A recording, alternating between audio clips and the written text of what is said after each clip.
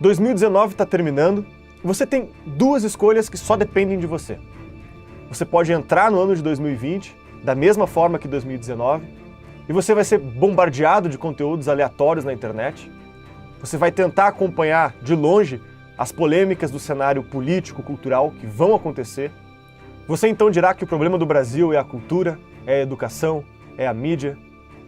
E vai chegar no final de 2020, num dia exatamente como hoje, e se perguntar: o que eu fiz pela cultura, pela mídia e principalmente, o que eu fiz pela minha educação? Eu conheci mais sobre a história do meu país, sobre o mundo que me cerca. Eu aprimorei as minhas virtudes, me tornei um ser humano mais justo, mais sábio. Eu conheço mais a origem das ideias que eu acredito que eu tenho. Eu estou mais perto de saber quem eu sou. Ou você pode escolher começar o ano como milhares de pessoas já fizeram e, no lugar do conteúdo aleatório, receber periodicamente e com itinerário pensado cursos, debates, documentários, podcasts e entrevistas com grandes autoridades intelectuais. Ao invés de acompanhar de longe as polêmicas que irão surgir no cenário político e cultural, poderá acompanhar de perto, entendendo as nuances e diferentes pontos de vista sobre o que está acontecendo. No lugar de reclamar que o problema do Brasil é a cultura, é a educação, poderá participar ativamente de um grupo que financia a melhoria dessas áreas, que possibilita que esse conteúdo chegue nas escolas, na mídia e na casa de mais de 17 milhões de pessoas. E então, você poderá chegar no final de 2020, num dia exatamente como hoje, e perceber que você ajudou a tornar o Brasil um país melhor, que você conhece e entende mais a sua história, a origem das suas ideias, a arte que você aprecia, os valores que você preza e quem você realmente é. A gente sabe que esse é o momento para tomar esse tipo de decisão e para facilitar a sua vida, nós estamos ofertando exclusivamente até o final dessa semana 30% de desconto para você se tornar membro assinante da Brasil Paralelo.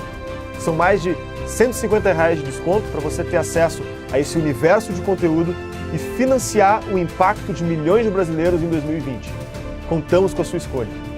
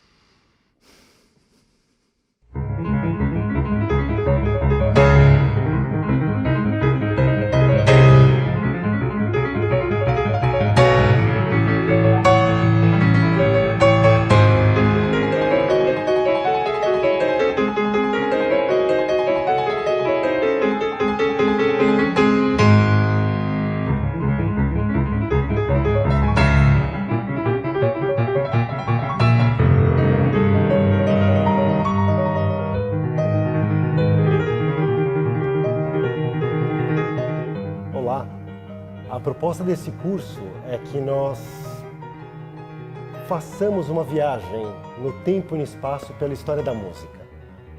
Sou pianista, a música é uma paixão que eu trago dentro de mim, a minha companheira de viagem, e como bem é difusivo, as coisas boas a gente tem que dividir com as pessoas, eu quero dividir o que é a música, qual que é a importância da música, o que acontece com tantas pessoas que não entendem o que é a música de concerto, a música clássica, a música chamada de erudita.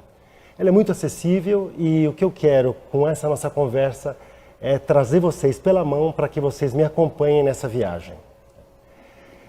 Uma coisa que sempre me chamou a atenção, sempre, né, é o que é a música. Muitas pessoas me perguntam, o que é música? A música é uma linguagem, simples assim. É uma linguagem, é uma forma de comunicação. Uma linguagem tão real quanto a que eu estou utilizando agora para me comunicar com vocês. Só que é uma linguagem que vai além. Victor Hugo, por exemplo, um grande dramaturgo, escritor, disse que a música expressa o que as palavras não conseguem e o que não pode deixar de ser dito. Aldous Huxley, um escritor inglês formidável que viveu grande parte da sua vida nos Estados Unidos, ele dizia que depois do silêncio, o que mais consegue se aproximar e expressar o inexprimível é a música. Então a gente começa a perceber que a música ela tem um poder. A música, ela de fato comunica. Nietzsche, por exemplo, um filósofo alemão, ele dizia que se no mundo não houvesse música, esse mundo seria um exílio. São considerações de pessoas que, pelo seu conhecimento, pela sua sabedoria, pela sua experiência, nos fazem pensar. Beethoven, um compositor alemão, né, que no ano que vem nós vamos estar celebrando os 250 anos de nascimento, ele falava uma coisa muito séria. Ele dizia que muitos cultivam a música, mais do que muitos, ele dizia no alemão milhares. Milhares cultivam a música. Poucos, porém, receberam a revelação de como a conhecer. Poucos sabem como conviver com ela. Poucos sabem como absorver o conhecimento que essa linguagem nos traz. E é por isso que, concordando com Beethoven, eu quero dizer para vocês que a música existe entre os homens desde que o homem é homem. Por ser uma linguagem, ela existe necessariamente entre os seres humanos. Tanto é assim que, por exemplo, fazendo um apanhado histórico, as primeiras civilizações, as primeiras grandes civilizações que nós temos conhecimento, nós sabemos que elas existiram aproximadamente 3.000 anos antes de Cristo, no Antigo Egito. Essas civilizações, elas já tinham instrumentos variados dentro da sua sociedade, como, por exemplo, o tambor, a harpa, a flauta. Basta verificar, por exemplo, em referências iconográficas que existem hoje no Museu de Alexandria. A gente até sabe, dentro desse conhecimento, que a música nessa região e nesse período, no Antigo Egito, estava mais reservado o conhecimento musical aos sacerdotes. Mas a gente pode sair um pouquinho dali e ir para a cultura mesopotâmica. Foram encontrados objetos raros em argila, gravuras de músicos. E todas essas gravuras feitas em escrita cuneiforme. Vocês sabem que a escrita cuneiforme, junto com os hieróglifos egípcios, é a escrita mais antiga que o homem tem conhecimento. A escrita cuneiforme, ela existiu em 3.200, inventada pelos sumérios, mas essas pessoas já registravam a existência de músicos nessas obras. Então, feitas em argila. Então vocês veem que, inclusive, Heródoto, que é um escritor grego, ele chegava até a dizer que nessas escritas cuneiformes os músicos eram muito bem tratados, né? Porque em todos esses desenhos eles sempre estavam sendo representados junto com algum monarca, nas festividades religiosas, nas festividades sociais, dentro dos palácios. Mas enfim, passando de civilização em civilização, dentro dessa história da música que a gente está fazendo aqui juntos, hoje a gente cai na cultura grega, no berço da cultura universal, que é a cultura grega. Os gregos elevaram a música a um outro patamar. Eles perceberam que a música possuía um enorme valor educativo e moralizante. Através da música, as pessoas poderiam se tornar pessoas melhores, pessoas mais preparadas. Pitágoras, por exemplo, que todos nós conhecemos da matemática, o famoso Teorema de Pitágoras, ele mesmo dizia que se no mundo não houvesse música, a alma adoeceria. A música era como a medicina para a alma. Platão, na sua obra O Banquete, ele faz referências contínuas à interferência da música na vida das pessoas. Ele dizia, inclusive, que dependendo da música que você está ouvindo, isso pode afetar o estado anímico de uma pessoa. Uma pessoa pode ficar mais entristecida, uma pessoa pode ficar mais feliz, dependendo da música que está ouvindo. Eu me lembro agora, antes de dar continuidade, de um concerto que fazia no Chile. e um concerto bastante romântico, o segundo concerto de Rachmaninoff.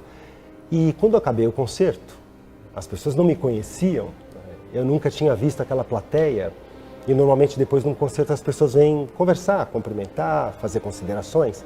Eu me lembro de uma pessoa que, junto com a sua esposa, muito bem apessoados, bem vestidos, ele se dirigiu a mim e só me fez essa pergunta: Álvaro, o que eu tenho que fazer para mudar? Lo que tenho que fazer para cambiar? Obviamente eu não respondi nada, não conhecia a pessoa, não sabia nem o nome, nunca mais ouvi. Mas isso mostra como, de fato, aquela música transformou aquela pessoa. A gente, por essa transformação, percebe e entende melhor aquilo que outro filósofo grego, Aristóteles, chegou a afirmar e chegou a definir, que é o conceito da catarse grega. A catarse é aquele estado de deslumbramento, um estado tal de encantamento que a pessoa se sente transformada. Eu, como artista, quando me envolvo com a obra musical, no meu caso como intérprete, eu posso sair um ser humano melhor. A plateia que está ouvindo uma obra que tenha profundidade, que tenha densidade, que tenha poder transformador, música de verdade, ela pode sair uma pessoa melhor. E é por isso que a música, ela é uma linguagem. Há palavras que ferem, há palavras que entusiasmam, há palavras que desanimam. A música, por ser linguagem, possui esse mesmo poder. Mas agora eu volto ao que Beethoven falava. Milhares de pessoas a cultivam. Poucos, porém, são aqueles que conseguem ter acesso à revelação que a música traz. E eu me questiono, por que são poucas as pessoas que têm pouco acesso à revelação que a música pode trazer? Eu acredito que isso pode acontecer por dois motivos. Isso é uma consideração pessoal minha. A primeira delas, e que escuto muitas pessoas falando, é que elas não têm sensibilidade para esse tipo de música. Beethoven, Mozart, eu não tenho sensibilidade para isso. A minha sensibilidade foi desenvolvida em outras áreas musicais. Mas nessa, dos clássicos, não. E eu pessoalmente discordo. Porque a sensibilidade, ela sempre pode ser desenvolvida, ela sempre pode ser cultivada.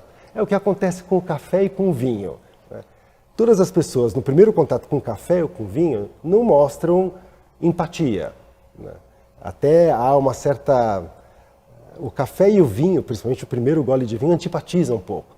Mas depois você vai tomando um segundo gole, um terceiro, e você acaba se deliciando e conhecendo e sabendo que existe o vinho seco, o vinho rosé, o vinho doce, o vinho tinto, o vinho branco, e você começa a ser quase um sommelier. Por quê? Porque você conhece, e esse conhecimento te desembrutece, esse conhecimento te refina. Então veja, essa história de que eu não tenho sensibilidade, que eu já tentei, eu não consigo, não é verdadeira. Mas o que pode acontecer também não é só um problema de receptivo, de quem recebe, mas um problema de quem transmite. A música, quando ela é música, quando ela é verdadeira, ela sempre emociona. Sempre emociona. Eu me lembro de uma história do meu irmão, que não segue a carreira musical, e ele me disse que uma vez num casamento, estava lá com a esposa, a noiva entrou, a bênção das alianças, aquilo que todo mundo conhece. E houve um determinado momento em que no casamento começaram a tocar a Ave Maria de Schubert, a Ave Maria que todos vocês conhecem, aquela Ave Maria tradicional dos casamentos, e que ele já tinha ouvido dezenas de milhares de outras vezes. Mas ele me comentou, eu não sei o que aconteceu naquele momento com aquela Ave Maria, porque um nó começou a subir na minha garganta e eu não consegui conter as lágrimas e comecei a chorar. Ele é uma pessoa emotiva? Não muito, mas naquele momento aconteceu música. E quando a música acontece a catarse, ao qual Aristóteles se referia, essa transformação, esse encantamento, esse deslumbramento do ser humano. E é por isso que agora a gente volta ao que Victor Hugo certa vez disse, que eu dividi com vocês no início dessa nossa conversa, de que a música ela expressa o que as palavras não conseguem e o que não pode deixar de ser dito. Então eu acho interessante as pessoas hoje querendo aprender, né, o alemão, o mandarim, o inglês. Por que não aprender música? Por que não aprender a linguagem musical? Por cultura até, por conhecimento. Eu me lembro que em alguns países musicalmente avançados, adiantados, onde existe um investimento real em música de qualidade. Eu me lembro em Berlim, por exemplo, eu estava com algumas pessoas que mal conhecia, tinha acabado de chegar, e eles iam cantar uma música por uma situação específica, e uma das pessoas que organizou aquele momento escreveu a música, as notas musicais, na pentagrama, e deu para todo mundo que estava ali naquela festa. E todo mundo começou a cantar. Ninguém conhecia a música e leram a partitura e cantaram a música. Assim como quando você pega um livro e você é alfabetizado em letras, você lê. Há muitas pessoas alfabetizadas em notas. Porque é uma linguagem. Quando eu, por exemplo, me devoto a ler, a estudar uma sonata de Mozart, estou lendo um livro com muita história, onde a minha imaginação pode chegar a níveis insuspeitados. É muito interessante, é por isso que cada intérprete é cada intérprete. Quando você está com um livro, que é uma partitura, ali tudo está encaminhado. Mas a minha participação em querer fazer com que aquilo ganhe vida, porque uma partitura o que é?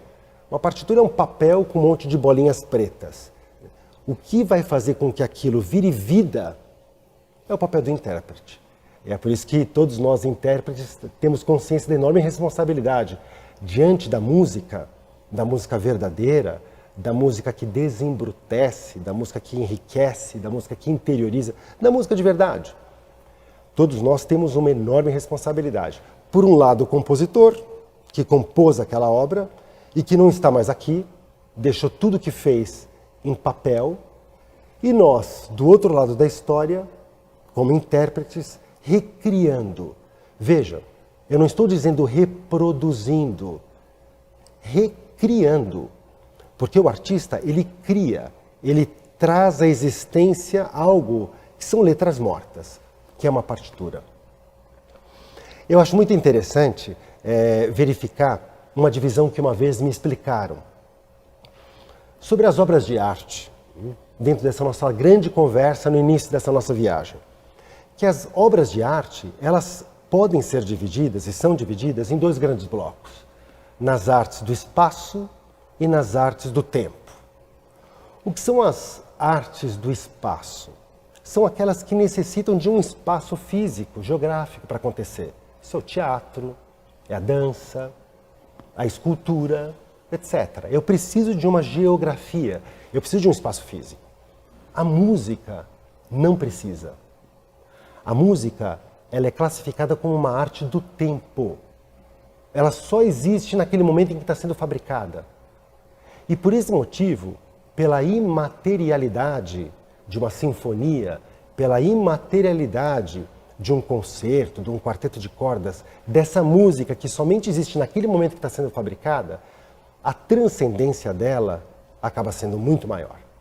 A música das manifestações de arte é a mais transcendente, é a mais espiritualizada.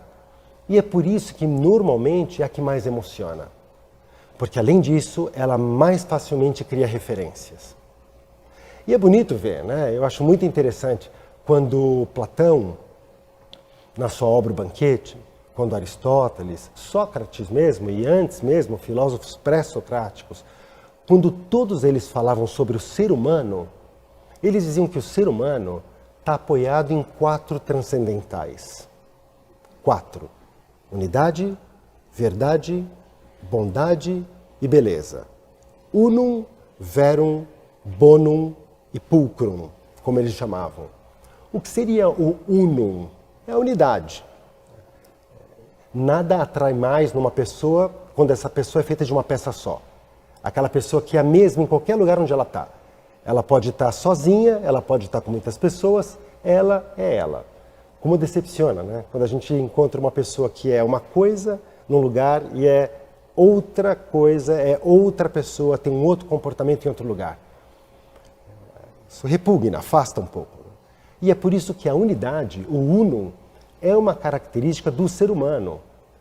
Não ter essa unidade não é um ato humano.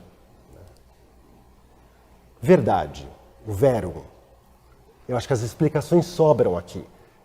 Uma pessoa que não é verdadeira com os outros, consigo mesma, uma pessoa que não afirma de modo consistente sempre os mesmos fatos diante das mesmas realidades, é uma pessoa que não é digna de confiança.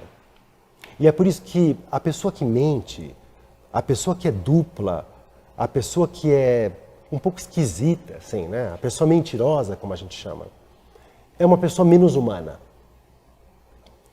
Unidade, verdade, bondade, o bono. O bono é aquela característica das nossas avós, das nossas mães. Tem pessoas que têm isso de uma maneira assim, tão forte dentro de si, que ganham todas as pessoas ao redor de si. É interessante, né? Pessoas que não se preocupam se saem perdendo. Pessoas que se preocupam mais com os outros do que com elas mesmas. Pessoas que se podem ajudar, ajudam. Essas pessoas são mais humanas. Elas não fazem algo para passar recibo. Elas não alugam, elas dão. São pessoas que têm a bondade. E não é verdade que essas pessoas que têm a bondade são pessoas que nos conquistam mais? E todas as vezes que nós procuramos num erro de outra pessoa, numa situação de desacerto que outra pessoa tenha cometido, quando a gente, mais do que recriminar, mais do que punir, a gente abre os braços e acolhe essa pessoa.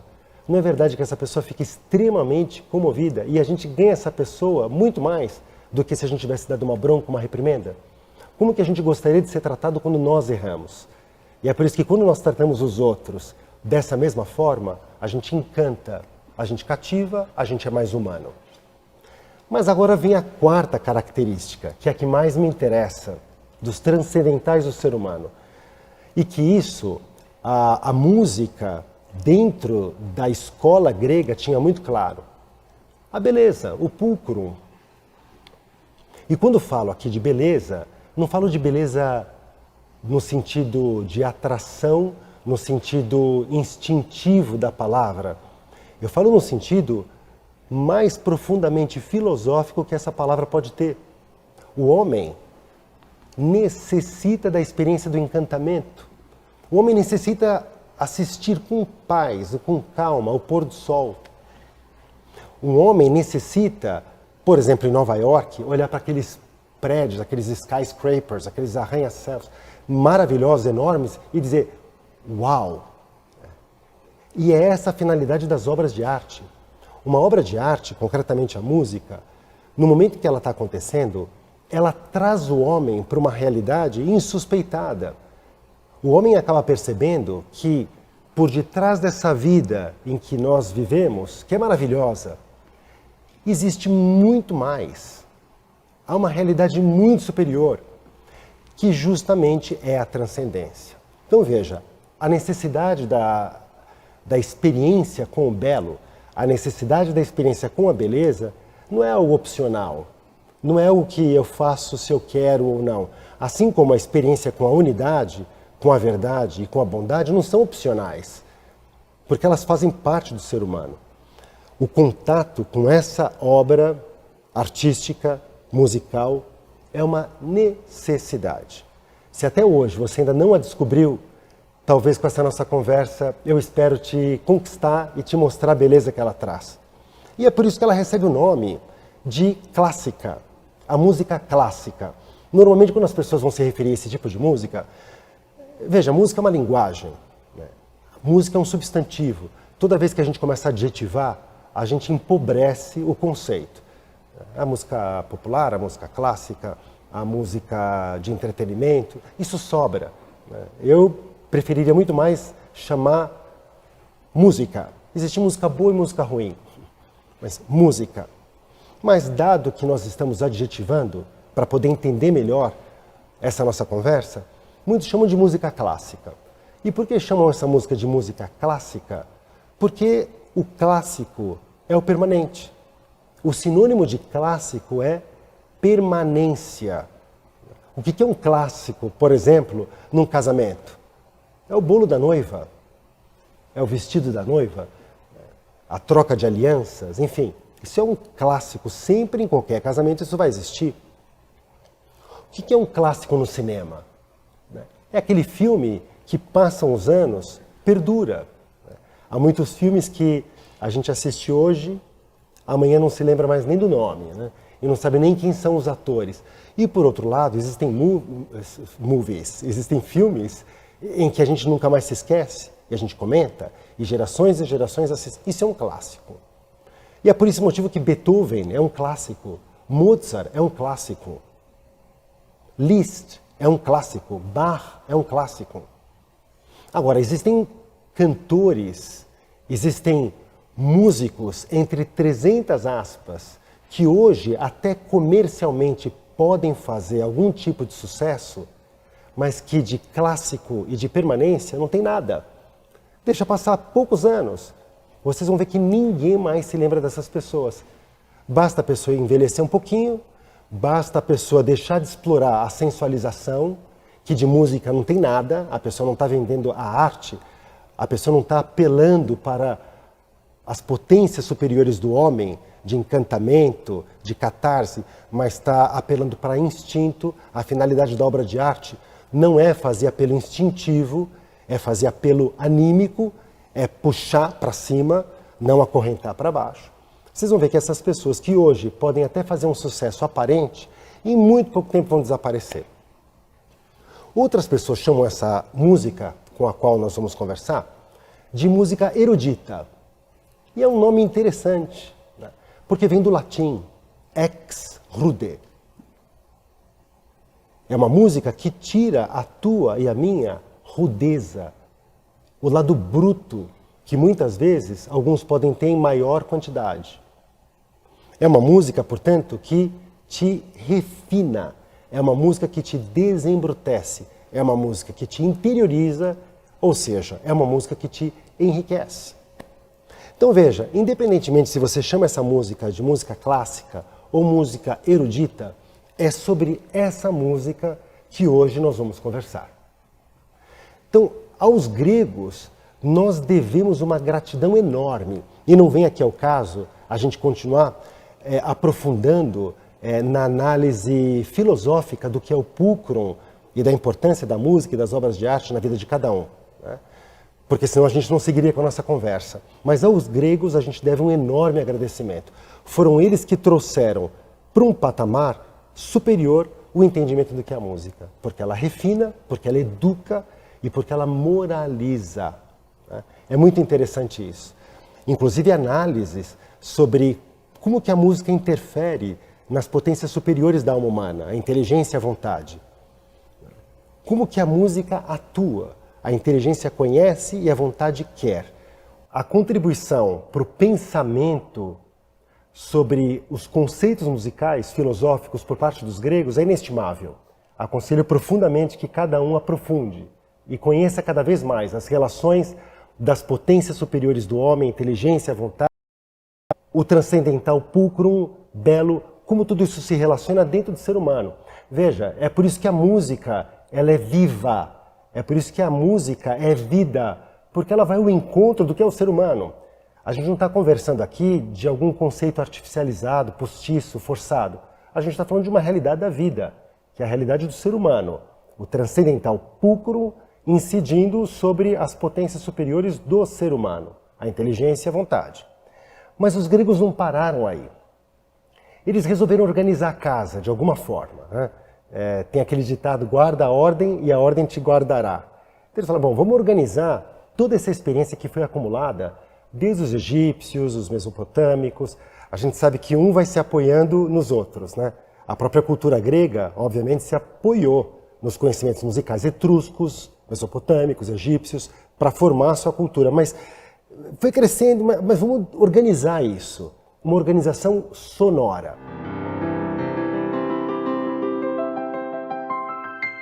Vocês vejam que a música modal desenvolvida pelos gregos, nada mais, nada menos era do que uma organização sonora, em cima de 7 sons que eles conheciam e trabalhavam.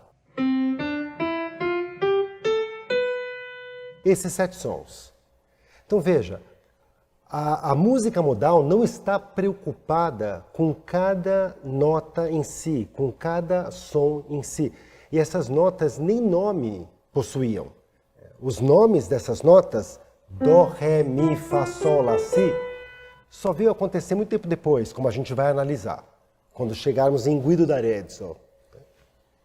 O que os gregos queriam era entender o intervalo sonoro entre um som e outro. Uma análise bastante matemática, né? Então, por exemplo, nas notas, isso é uma definição para que vocês conheçam, enfim. Essa nota branca e a nota subsequente preta, nós definimos em música que elas possuem meio tom. Essa nota preta e a subsequente branca, nós definimos em música que elas possuem meio tom. E assim por diante. Entre essa branca e a subsequente preta, meio tom. Ou seja, sempre de uma nota para a subsequente, seja preta ou branca, a definição é que o intervalo é de meio tom. Então veja, daqui para cá eu tenho meio, daqui para cá eu tenho meio, daqui para cá meio, daqui para cá meio, daqui para cá meio, meio, meio, meio, meio, meio, meio, e assim até o final, meio tom, meio e meio tom. É assim que funcionam os sons nesse instrumento, no piano. Agora veja, a música grega, modal, trabalhava somente com as teclas brancas. Entendam assim.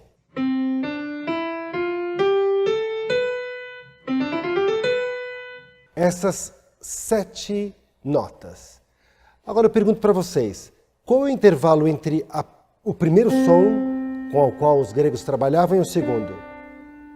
Daqui para cá, quanto que eu tenho? Meio mais meio, um tom. E daqui para cá, meio mais meio, um tom. E daqui para cá, veja, eu não tenho nenhuma tecla preta aqui. Então daqui para cá é meio tom. E daqui para cá, meio mais meio, um tom. Daqui para cá, meio mais meio, um tom. Daqui para cá, meio mais meio, um tom. E daqui para a última, meio tom. Então veja, esse intervalo, um tom, meio tom, um tom, um tom, um tom e meio tom. E era essa análise de um tom e meio tom com a qual os gregos trabalhavam. Eles sabiam que o primeiro intervalo era de um tom, o segundo intervalo, o terceiro intervalo era de meio, o terceiro intervalo e o sétimo, o terceiro e o sétimo. Então, essa combinação, onde o primeiro intervalo era de um tom, o segundo de um tom, o terceiro de meio tom, e assim por diante, recebiam nomes. Se eu começasse, por exemplo, não nessa nota, que hoje a gente sabe que se chama Dó, mas se eu começasse nessa, que é o Ré, e fosse até o final, daqui para cá, o primeiro intervalo seria um tom. O segundo intervalo agora já seria meio. Percebam que se eu começo nessa nota, o intervalo de meio tom só vai acontecer da terceira para a quarta nota. Mas se eu começo nessa nota, o intervalo de meio tom já acontece da segunda para a terceira. Tudo depende de onde eu começo. E foi isso que os gregos fizeram. Como eu tenho 7 sons, eu vou criar 7 formas diferentes de começar. Posso começar no primeiro som, no segundo som, e o que interessa é o intervalo de um tom ou meio tom e onde que esse intervalo está. E é por isso que os modos gregos são vários. Existe o modo dórico, o modo jônico, o modo eólio, o modo frígio, lídio, mixolídio, enfim, são 7. E por que tantos? Porque a valorização musical na Grécia, como nós conversávamos, é imensa. Era imensa. Então, na região da Jônia, na região da Dória, pessoas independentes, sem nenhum tipo de controle, começavam a tentar entender essa organização sonora. E em função de qual nota elas escolhessem para ser o início dessa análise de qual é o intervalo do som para o seu som subsequente, meio ou um tom, eu tive toda uma divisão sonora que a gente chama de música modal. E é assim que a música funcionou por muitíssimos anos, até o final do Renascimento. A música era música modal, inicialmente instrumental, como nós víamos, mas quando advém o cristianismo e as salmodias e o canto-chão e os cantos monódicos começam a ser explorados de uma maneira maravilhosa, levando até, como nós chegamos a Cláudio Monteverdi, Palestrina, aqueles motetos, que são maravilhosos. A prioridade lá é a voz humana. Então, no final do Renascimento, a música vai ser modal, vocal. E nesse momento em que nós estamos, ela é modal, instrumental.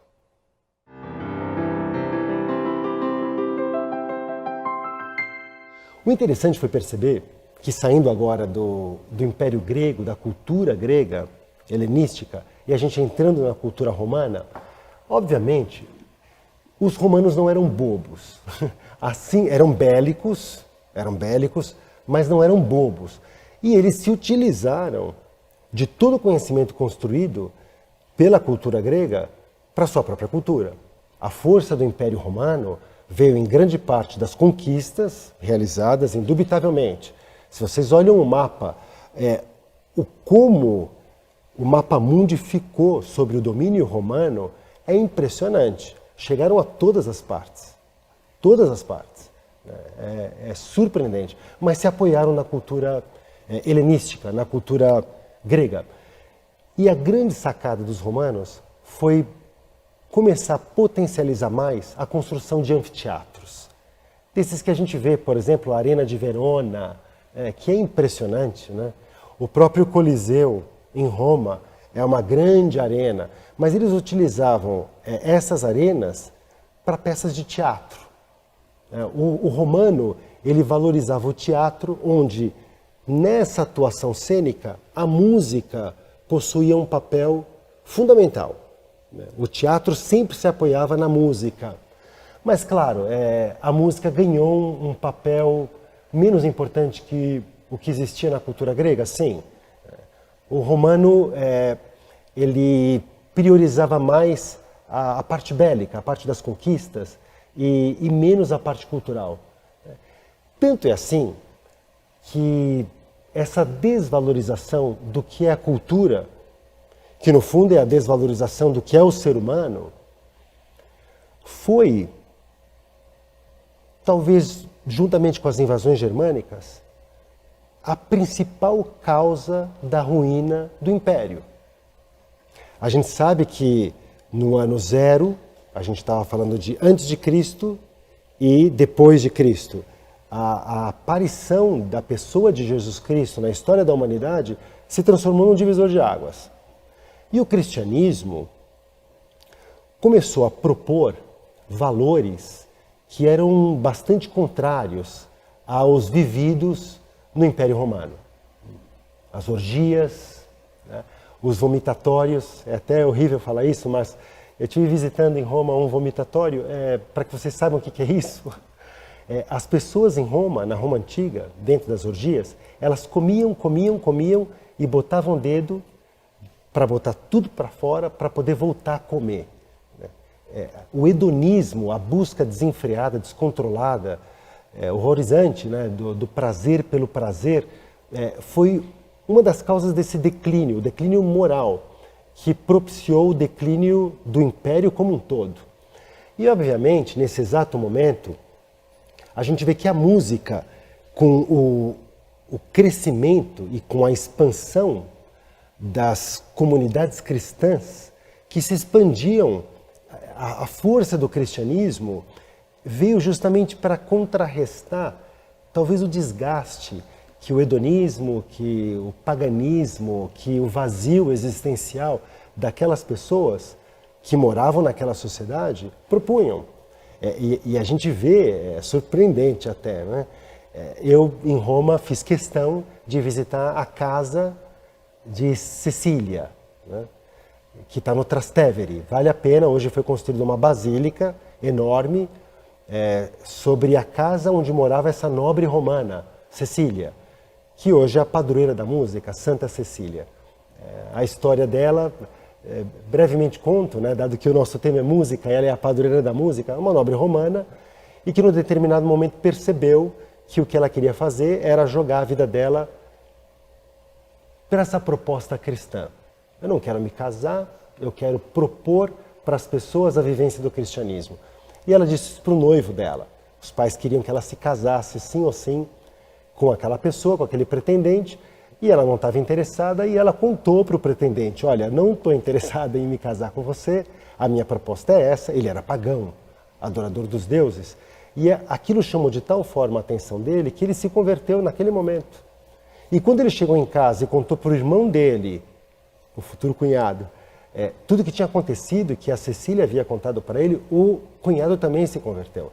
E claro, isso chegou aos ouvidos do prefeito de Roma, que mandou botar os dois numa câmara fervente. E colocou a Cecília numa câmara fervente também, ela saiu viva. Aí deu 3 golpes, né, de machado no pescoço da Cecília, e durante 3 dias ela ainda ficou viva nessa situação. Enfim, é a padroeira da música, Santa Cecília. Veja, Cecília é uma nobre romana riquíssima. Ela pediu para que todo o dinheiro, toda a fortuna dela fosse entregue aos pobres, a proposta cristã.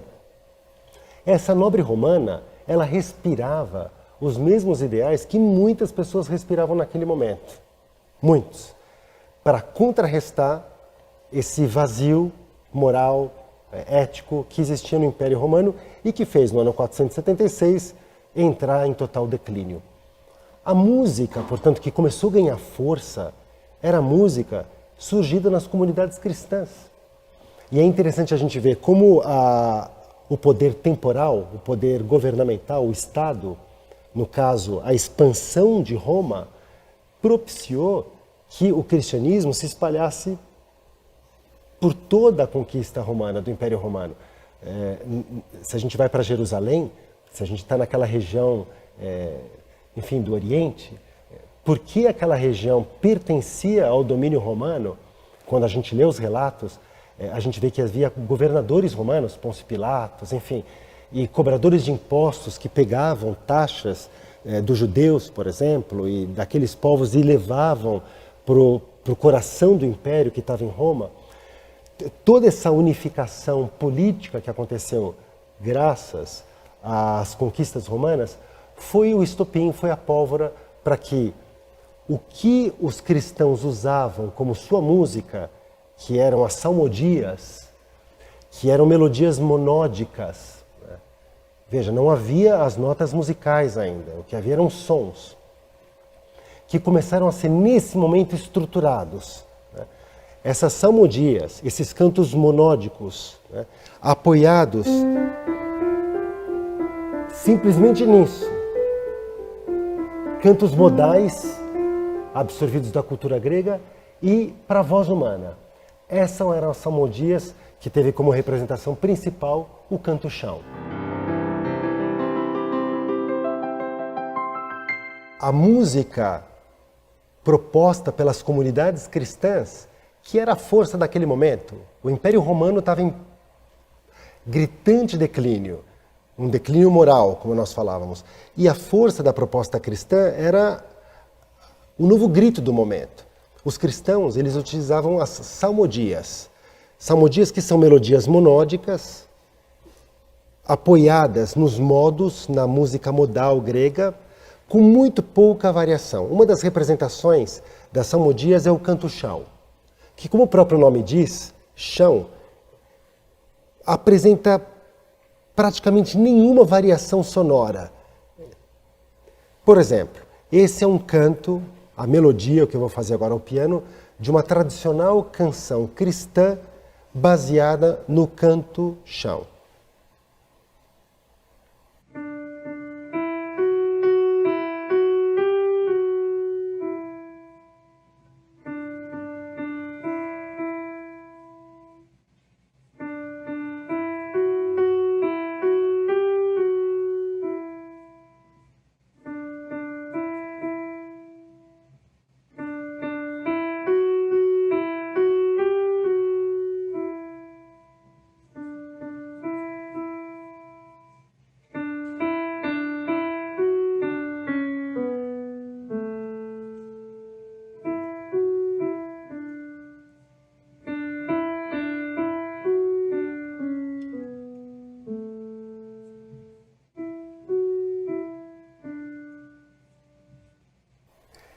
Vejam a simplicidade da linha melódica e a pouca flutuação sonora. Isso que nós chamamos de canto-chão. O canto-chão foi se desenvolvendo. Veja, no ano 476 houve o declínio do Império Romano. A proposta da música do canto-chão, da música monódica, baseada na música modal, grega, vocal. Essa era a música que os cristãos utilizavam, a técnica vocal. Ela foi ganhando corpo e se espalhando rapidamente por todas as comunidades cristãs. Até que, no ano 600, com a vinda de um novo pontífice, de um novo romano pontífice, o Papa Gregório I, chamado de Gregório Magno, toda essa análise musical desse tipo de obra foi reinventado, foi aprofundado e foi espalhado e adotado como sendo a linha melódica a ser utilizada pela liturgia católica, romana, ocidental. O tal canto gregoriano. Então vocês vejam, nesse exato momento, canto gregoriano em homenagem ao Papa Gregório I. Nesse exato momento se viu a necessidade de se possuir algum tipo de escrita musical, um pouco mais clara, um pouco mais organizada. Assim como na humanidade, a gente sabe que a Idade Antiga, no ano 4000 a.C., foi marcada pelo advento da escrita. O homem aprendeu a se comunicar escrevendo, a escrita. Da mesma forma, musicalmente, houve a necessidade de ter alguma forma de eu poder materializar num papel esses sons.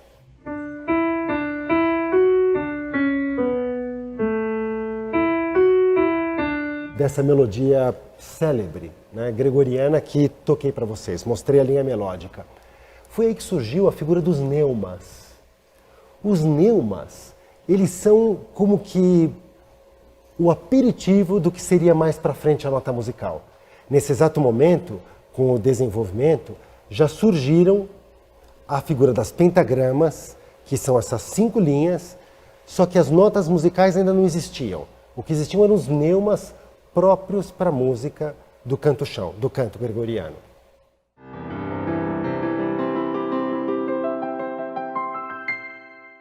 Após esse período, como nós comentávamos até agora, de florescimento musical apoiado pelo crescimento do cristianismo e a expansão das comunidades cristãs, o advento do Papa Gregório I, Gregório Magno, que fez do canto monódico, do canto-chão, o canto gregoriano.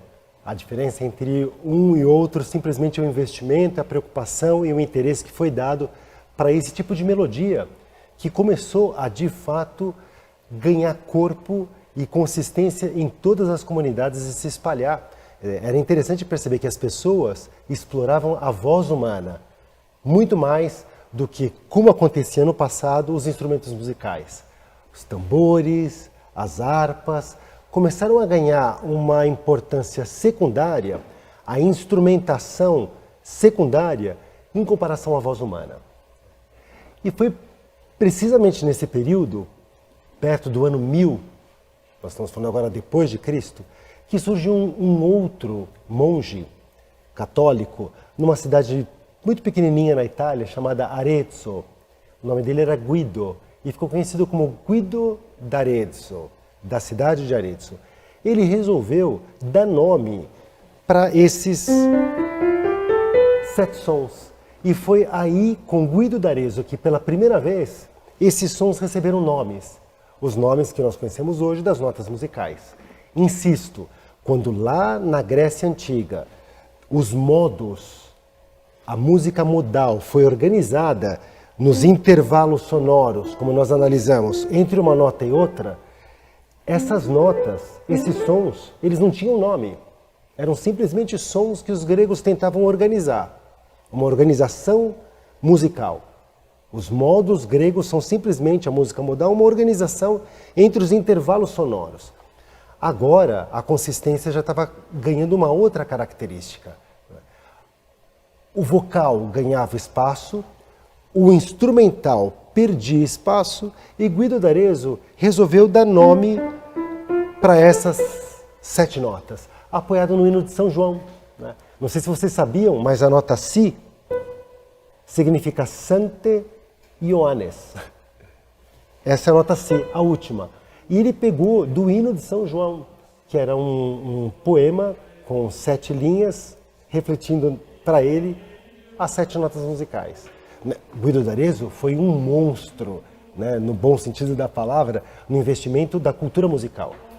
E o hino de São João, Ut quent laxes, Ut quent laxes, Re sonari fibris, Mi ragestorum, Fa molituorum, Solve polluti, La bireatum sancte Ioannes.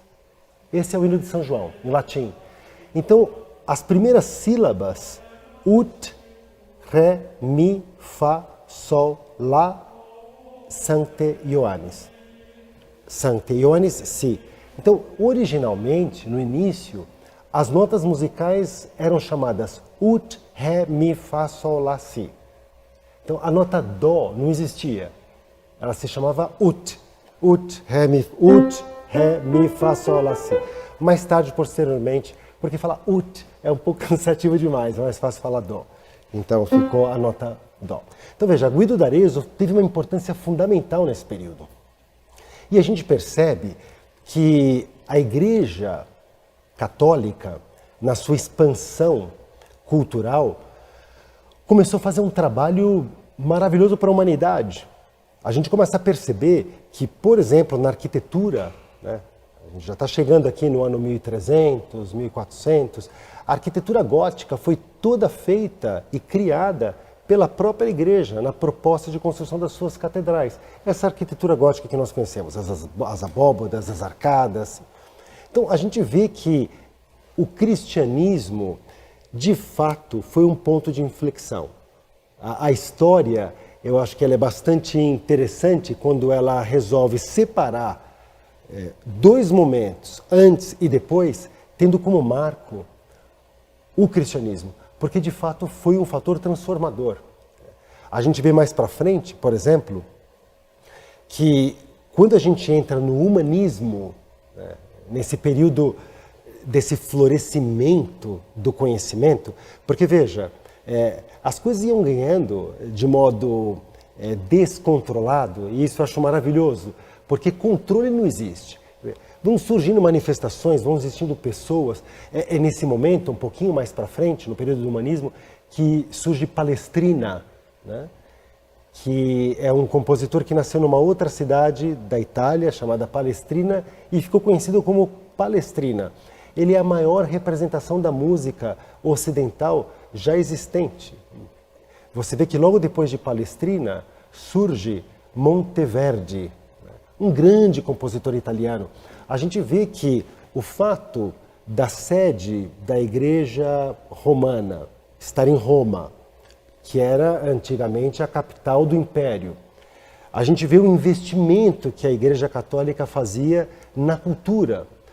Nesse período do Renascimento começa a surgir uma série de gênios, né? Na pintura, Raffaello Sanzio, Michelangelo, Leonardo da Vinci, Botticelli, são gênios, são pessoas que vão pululando, e o descontrole maravilhoso que começa a acontecer é que a cultura começa a ser enriquecida e começa a ser presente na vida das pessoas. É aí que surgem os mecenas, é aí que surgem cidades que começam a ter como proposta principal da sua vida, da sua existência, as obras de arte. O período do humanismo foi um período maravilhoso, brilhante na história da humanidade. É como se o homem mostrasse para a humanidade que o homem é fantástico, que o homem é espetacular.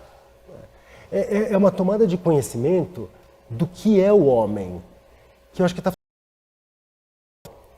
Veja, o homem, ele não é um animal. O homem é definido como um animal racional. E dentro dessa racionalidade, existe a parte anímica do homem. Eu não consigo ver um cachorrinho, por mais fofinho que ele seja, peludinho e com laços, fazendo uma tese de doutoramento. Um cachorro, um gatinho, ele não tem como me explicar como funciona a radiação do corpo negro. Ele não tem como fazer descobertas e a Lua. O homem tem essa capacidade, o homem tem essa potencialidade que vem precisamente pelo fato de ele ser homem. E o humanismo mostrou para a humanidade inteira que o homem é maravilhoso. Os gênios e os artistas que surgiram nesse período são... Bom, quem vai à Europa hoje e quem dá uma passeadinha por Roma, Roma é um museu a céu aberto, é de você ficar sem fôlego, ficar sem saber o que dizer. Em Roma, a gente tem a experiência do encantamento, a gente tem a experiência da catarse grega proposta por Aristóteles. Essa proposta que te enobrece. Você entra numa portinha desse tamanho e você vê uma catedral maravilhosa lá dentro. Agora é interessante, né? Quando o homem começa a perceber o valor que ele tem, né, inevitavelmente,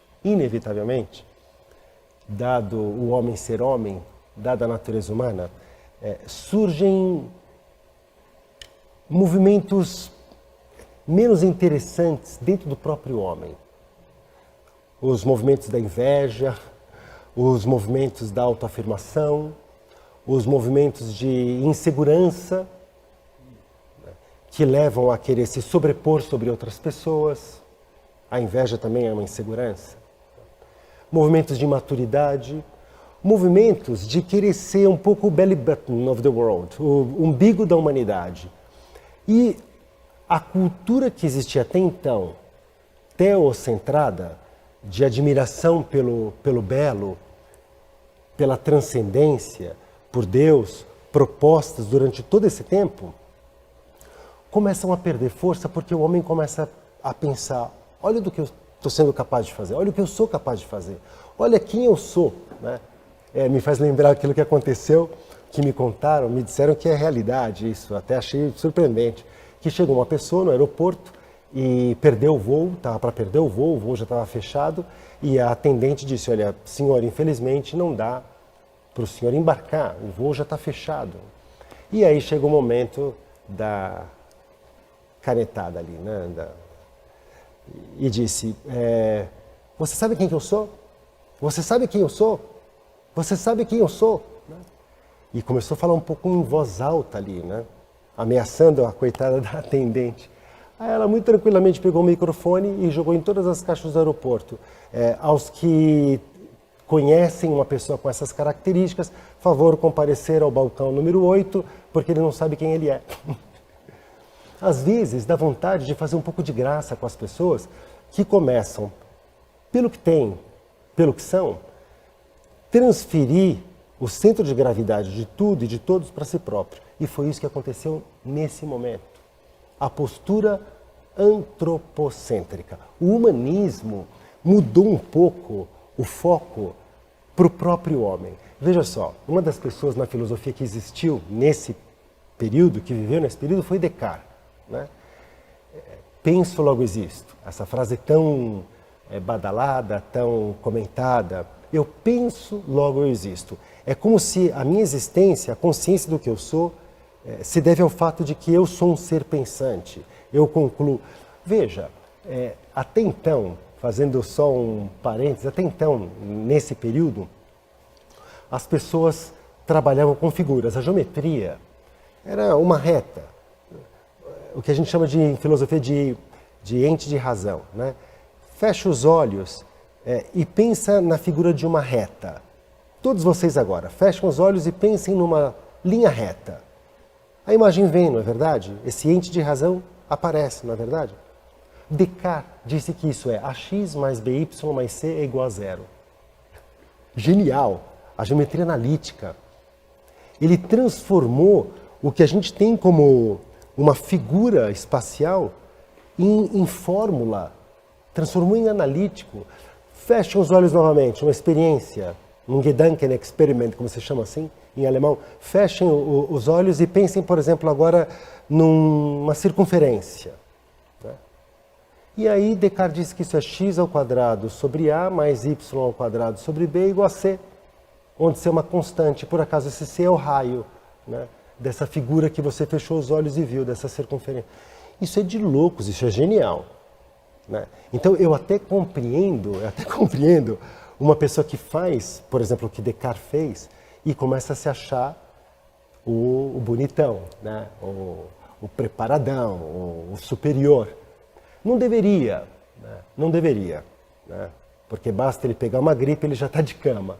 Né? Mas acontece com o ser humano. Foi interessante, falando um pouco do piano, que é a minha área, existia um pianista muito famoso, na música nós o chamamos de o príncipe do piano, é um compositor teuto-húngaro, Franz Liszt. Né? E ele era uma pessoa super bem apessoada, carismática, com uma técnica pianística invejável. Né? Diz a tradição, os relatos, e os relatos são confiáveis, são fidedignos, que nos concertos ele chegava com luvas brancas e jogava as luvas no palco. Porque as mulheres achavam ele tão maravilhoso, e tão bonito, e tão sedutor, e tão... Era conhecido como Dom Juan, né? Literalmente, ele era conhecido como Dom Juan. Que as mulheres se pegavam aos tapas, e às mordidas, e aos gritos. Bom, o que essa pessoa fez? Com todas essas qualidades, essas características. Um belo dia, ele chegou no palco, e os concertos na época dele, a gente está falando do século XIX, os concertos na época dele não eram de um único artista, eram muitas pessoas que dividiam o palco. Vinham cantores líricos, vinham violoncelistas, pianistas, quartetos, havia de tudo. Né? Os concertos demoravam muito, né? Alguns concertos demoravam 3, 4 horas, assim, com vários artistas passando. Chegou um belo dia, ele sabendo, conhecendo o que ele era, ele chegou e disse, olha, o espetáculo sou eu. O espetáculo sou eu. E a posição do piano, como vocês conhecem hoje, essa posição lateral, onde o intérprete está tocando e a plateia fica ali, vendo o perfil do pianista, ele propositalmente colocou o piano nessa posição, porque antes não era assim. Os pianistas ficavam de costas para a plateia. Ele colocou para que as pessoas observassem o perfil dele.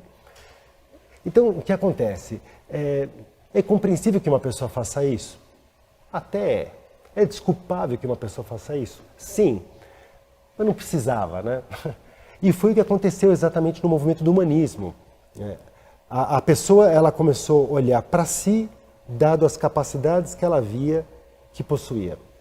Eu lembro, já faz um bocado de tempo, que eu tive a possibilidade de participar do encontro mundial de artistas, né, que aconteceu em Roma. Aconteceu dentro da Capela Sistina, com o juízo final de Michelangelo na frente de todos nós artistas. Grande parte dos museus vaticanos foi fechado para essas poucas pessoas que estávamos lá. Eu tive a honra de ser o brasileiro que estava representando o nosso país nesse encontro. Havia muita gente lá conhecida. Por exemplo, para quem assistiu o filme Amadeus, do Milos Forman, o Salieri, aquele ator que ganhou o Oscar, estava lá. Estava lá o Andrea Bocelli, Santiago Calatrava, Ennio Morricone, enfim, estava toda a fauna, estávamos lá, né? E uma pianista canadense muito interessante, muito preparada, acabou de gravar a integral de Bach. Ela me chamou, a gente estava almoçando ali nos museus vaticanos, né? Imagina, a gente cortando um pedaço de alguma coisa ali e aquela estátua de mármore na tua frente te olhando assim. Foi uma situação um pouco dantesca até. E ela me disse, Álvaro, olha que interessante, né? Quando nós tocamos, nós não reproduzimos, nós recriamos. Nós participamos de um poder de criação. O artista, ele participa do poder de criar, né?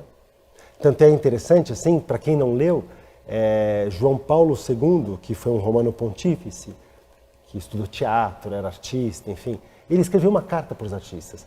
E nessa carta, era essa carta ao qual ela fazia referência, essa pianista. Ela dizia que são poucas as pessoas que podem experimentar aquilo que o Criador experimentou no momento da criação. São vocês, artistas. Aquela coisa uau, isso saiu de mim, né? Eu fico pensando numa Pietà, eu fico pensando numa última ceia, no juízo final, num Moisés, num Davi, que está na Galeria dell'Accademia em Firenze, né? Quando, não sei, Michelangelo acabou aquilo, falou, bom, tanto é que em Moisés ele bateu o cinzel, disse parla, de tão real que aquilo era. Eu como artista, divido com vocês. Houve já alguns concertos onde eu só percebi que o programa havia se encerrado porque eu ouvi os aplausos. A gente entra num estado de catarse, um estado de sublimação impressionante, onde a gente sente uma paz imensa. Acontece poucas vezes, mas acontece. Acontece. Essa pianista dizia, veja, quando o relato da criação diz que o Criador criou o mundo em 7 dias, e ele olhou para tudo e viu que tudo era muito bom. Isso é o que diz o relato, né? Olhou e diz que tudo era muito bom. Falou, com nós, artistas, a gente faz exatamente o oposto. A gente acaba de fazer, a gente olha para nós mesmos e a gente diz, olha como eu sou bom pra caramba. Foi isso que aconteceu no humanismo. Houve uma mudança de paradigmas, onde o homem começou a se transformar em pilar do conhecimento. Mas o grande lado positivo de tudo isso é que pululavam artistas. Por exemplo, nessa mesma época começam a surgir os luthiers. Você pensa em Stradivari, você pensa nos Guarneri de Jesus, né? Todos eles começaram a surgir nesse período. Uma espécie de período de estouro de conhecimento, um efeito champanhe, assim, onde a humanidade de fato mudou. A gente deve muito ao humanismo. A expansão cultural que houve nesse período é indiscutível. Infelizmente, com esse foco um pouco desvirtuado de a pessoa querer olhar para ela mais do que olhar para a realidade externa. Essa sim é a enriquecedora.